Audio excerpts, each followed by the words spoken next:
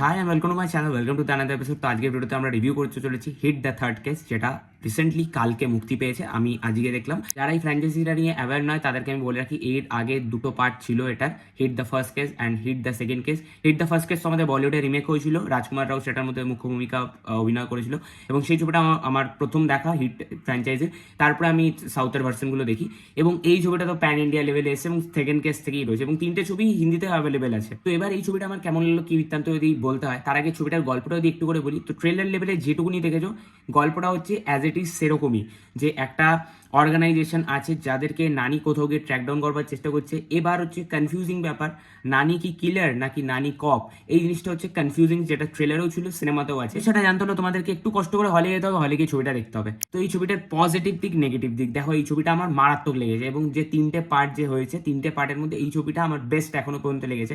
Even fourth case যে আসবে সেটার ব্যাপারে আমি একটু পরে আসছি। তো আমার তিনটে পার্টের মধ্যে এই পার্টটা আমার সব থেকে বেস্ট লেগেছে বিকজ অফ মেনি রিজনস। এই ছবিটা জিওগ্রাফিক্যালি যেরকমভাবে, মানে আগের ছবিগুলো কি ছিল, একটা ওয়ান স্পেসিফিক লোকেশন বেস ছিল। এই ছবিটা প্রথম ফার্স্ট হাফটাতে পুরো হোল ইন্ডিয়াতে ট্রাভেল করতে করতে যায়। কখনো জম্মু দেখি, কখনো আমরা বিহারের আলওয়ার ডিস্ট্রিক্ট দেখি, কখনো জয়পুর দেখি, আবার কখনো বিশাখাপত্তনম দেখছি বা হায়দ্রাবাদ। তো অনেকগুলো স্টেটসকে কভার করছে কিছু কিছু পোর্শন ধরে ছবিটা। তো সেই কারণে কি হয় যে ছবিটা মোনোটোনাস থাকে না, একটা ওয়ান লোকেশন বেস থাকে না। ফার্স্ট হাফটা খুব মানে ইনভেস্টিগেশনটা যেরকম হচ্ছে, তার সাথে বিভিন্ন জিওগ্রাফিতে যেহেতু আছে, সেই কারণে ভিজুয়াল প্যালেটটাও চেঞ্জ হচ্ছে, দর্শককে এনগেজটাও বেশি হচ্ছে। প্লাস পয়েন্ট হচ্ছে এই ছবিটা যেভাবে স্ক্রিন প্লেটা লেখা হয়েছে, ফার্স্ট হাফে টু লাস্ট এক ফোঁটা ছবিটা বোরিং নয় এবং ফার্স্ট হাফটা তো যথেষ্ট ইনফরমেটিভ এবং সেখানটা একটা থ্রিলার, একটা মিস্ট্রি, সেই ব্যাপারটা পুরো ফার্স্ট হাফটা জুড়ে রয়েছে এবং তার সাথে ইন্ট্রিগিং পারফরমেন্স বাই নানি থ্রু আউট দ্য ফিল্ম, যেটা দুর্দান্ত। এবং নানি কত বড় মাপের অভিনেতা, এটা মানে আমি বললে যে মানুষ বিশ্বাস করবে এটা না, তার ছবি মানুষ দেখেছে এবং এটা আমরা প্রত্যেকে মানি। He is a brilliant actor এবং মানে বলে না পারফেক্ট একটা কমার্শিয়াল স্টার প্লাস একটা কন্টেন্ট স্টারের যে কোল্যাব, সেটা হচ্ছে নানি। তার সাথে আরেকটা জিনিস যেটা আমার খুব ভালো লেগেছে, যে ফিমেল ক্যারেক্টার্সকে ইম্পর্টেন্স দেওয়া। অ্যাজ ইউজুয়াল নানির ছবিতে ফিমেল ক্যারেক্টার্সরা সবসময় ইম্পর্টেন্স পেয়েছে, তাদের ভূমিকা অনেকটা থেকেছে। শুধু আই ক্যান্ডি বা আইটেম সঙের জন্য তারা যে সিনেমার মধ্যে আছে এটা না, শ্রীনিধি শেট্টি সিনসিয়ার পারফরমেন্স দিয়েছে। তার আর নানি যে কেমিস্ট্রি মূলত ফার্স্ট হাফে, সেগুলো ভালো এবং শ্রীনিধি শেট্টিকে আমার মানে ভালো লাগে, মানে অ্যাজ এ কিউটও খুব লাগে, আমার খুব ম্যাচিওর্ড ওম্যানও লাগে। কেজিএফ আমার খুব ভালো লেগেছিল, এই ছবিটা তো আমার বেশ ভালো লেগেছে। নেক্সট পজিটিভ হচ্ছে ছবির যে অ্যাকশনস এবং ভায়োলেন্স, ট্রিমেন্ডাস। মানে মার্কোকে এখনো পর্যন্ত ইন্ডিয়ার সব থেকে মোস্ট ভায়োলেন্ট ছবি বলা হয়েছিল, এই ছবিটাকে দেখো।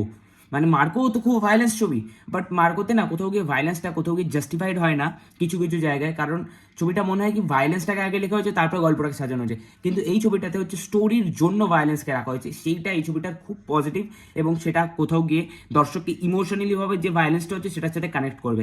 এবং এটা এস রাজামৌলির স্টেটমেন্ট, যে অ্যাকশন যদি হয় তার মধ্যে ইমোশন যদি প্রেজেন্ট না থাকে, তাহলে সেই অ্যাকশনটা কোনো ছাপ ফেলতে পারে না অডিয়েন্সের ভেতরে। আর যদি আমি চলে আসি কিছু নেগেটিভ জিনিসে, তো সেই নেগেটিভটা মূলত সেকেন্ড হাফে, কারণ সেকেন্ড হাফে ছবিটা আমি বলছিলাম যে ফার্স্ট হাফে ছবিটা অনেক জায়গায় ট্রাভেল করছে, সেকেন্ড হাফে একটা ওয়ান লোকেশনে গিয়ে বেস হয় এবং সেখানে নানির ক্যারেক্টারটাই একটু ইনভিজিবল হয়ে ওঠে এবং মানে ওয়ান ম্যান শো হয়ে দাঁড়িয়ে যায়। তো সেই জায়গাটা আমার একটুখানি খামতি লেগেছে এবং ভিলেনটাকে খুবই বোকা আমার মানে আমি বলে দিচ্ছি কে ভিলেন, প্রতীক বাব্বার হচ্ছে ভিলেনকে মানে ডিসক্লোজ করা হয়নি, বাট প্রতীক বাব্বারকে আমার জমে না।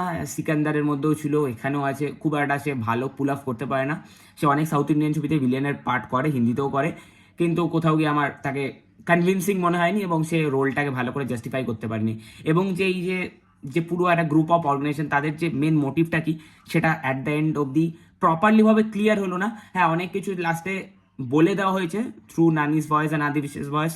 বাবা সরি, স্পয়লার দিয়ে দিলাম। হ্যাঁ, ছবিতে কিন্তু অনেকের ক্যামিও আছে, তো ছবিটা কিন্তু শেষ অবধি দেখবে এবং মিস করো না একটা ক্যামিও, এবং লাস্টেও একজনের ক্যামিও আছে ফোর্থ কেসের অনুযায়ীতে। সো আমার ওভারঅল এই ছবিটা বেশ ভালো লেগেছে, বেশ মজা পেয়েছি এবং থ্রু আউট দ্য ফিল্ম আমি খুব এনজয় করেছি। আমি সিনেমাটার ভেতরে জুড়েছিলাম এবং হচ্ছে অ্যাকশনগুলোতে বিশাল মজা পেয়েছি। My overall reaction on HIT the Third Case. তোমাদের এই ভিডিওটা কেমন লাগলো ডেফিনেটলি কমেন্টে জানাও এবং ছবিটা কতদিন দেখেছো সেটাও বলো এবং দেখে রাখলে ভালো কি খারাপ লেগেছে সেটাও জানিয়েছো। টাটা।